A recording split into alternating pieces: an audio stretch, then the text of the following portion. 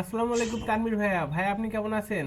Software industrial activities ethical ডিলিমেন্স সম্পর্কে জানার জন্য আপনাকে নক দিয়েছিলাম।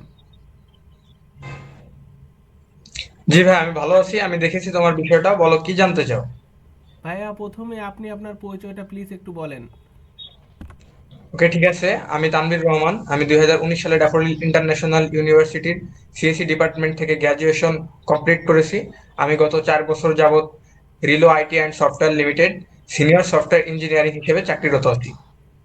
প্রযুক্তি বা সফটওয়্যার শিল্পের নৈতিক সমস্যাগুলো অন্বেষণ ও পেশাজীবীরা কিভাবে সেগুলো পরিচালনা করে, ইউটিলাইজেশন করে, ডিনোটোলজি, ভার্চুয়াল ইথিক্স এর মতো নৈতিক কাঠামো ব্যবহার করে বিশ্লেষণ করা। আপনার কাছে আমার প্রথম প্রশ্নটি হলো, আপনার কোম্পানির সম্প্রতি কৃত্রিম বুদ্ধিমত্তা, তথ্যের গোপনীয়তা বা অ্যালগরিদমিক ন্যায় বিচার সম্পর্কিত কোনো নৈতিক সমস্যার সম্মুখীন হয়েছে কি? যদি হয়ে থাকে তাহলে সেটা বর্ণনা করতে পারেন। হ্যাঁ, আমাদের কোম্পানি একটি রিক্রুটমেন্ট অ্যালগোরিদম নিয়ে কাজ করছিল, যা কৃত্রিম বুদ্ধিমত্তা ব্যবহার করে। কিছু সময় পর আমরা লক্ষ্য করি এই অ্যালগোরিদমটি নারী প্রার্থীদের তুলনায় পুরুষ প্রার্থীদের বেশি প্রাধান্য দিচ্ছে। এটি একটি অ্যালগোরিদমিক বায়াস তৈরি করেছিল। পরে আমরা ডেটাসেট পুনর্বিন্যাস করি, জেন্ডার জেন্ডার নিউট্রাল ফিচার যুক্ত করি এবং একটি তৃতীয় পক্ষ দিয়ে অডিট করিয়ে সিস্টেমেটিক আরো ন্যায্য করার চেষ্টা করি। ওকে ভাইয়া। আচ্ছা, দ্বিতীয় প্রশ্নটি হলো, কর্মক্ষেত্রের নৈতিকতা সংক্রান্ত যেমন বৈষম্য, হয়রানি বা অন্তর্ভুক্তির মতো বিষয়গুলো আপনার কোম্পানি কিভাবে মোকাবেলা করে?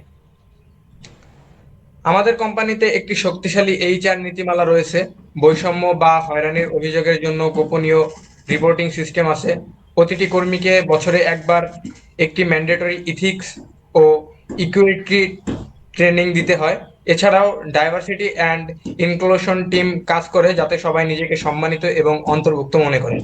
ওকে ভাইয়া। তৃতীয় কোশ্চেনটি হলো, সংঘীয় সিদ্ধান্ত গ্রহণ প্রক্রিয়ায় স্বচ্ছতা ও ন্যায় বিচার নিশ্চিত করতে আপনার কোম্পানি কি কোনো পদক্ষেপ গ্রহণ করবে? আমরা যে কোনো অ্যালগোরিদম বা এআই মডেল ব্যবহার করার আগে এক্সপ্লেনেবিলিটি যাচাই করি।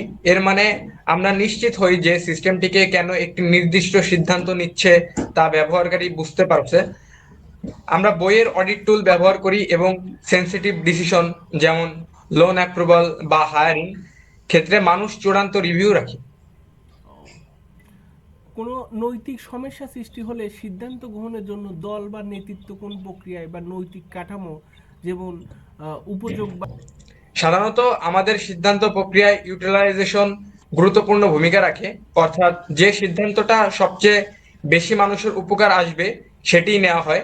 তবে কিছু ক্ষেত্র, যেমন তথ্য সুরক্ষা বা আইনি বাধ্যবাধকতা, যেমন আমরা ডেন্টোলজিক্যাল পন্থা গ্রহণ করি। অর্থাৎ নীতিমালা এবং দায়িত্ব অনুসরণ করাটাই মূল বিষয়।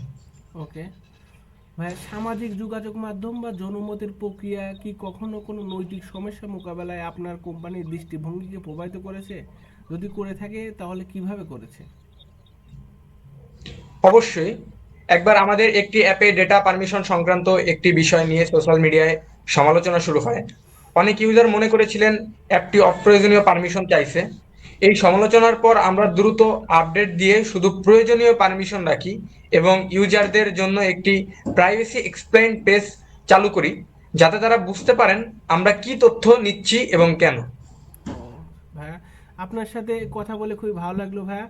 আপনার মাধ্যমে অজানা অনেক কিছু জানতে পারলাম। থ্যাংক ইউ ভাইয়া।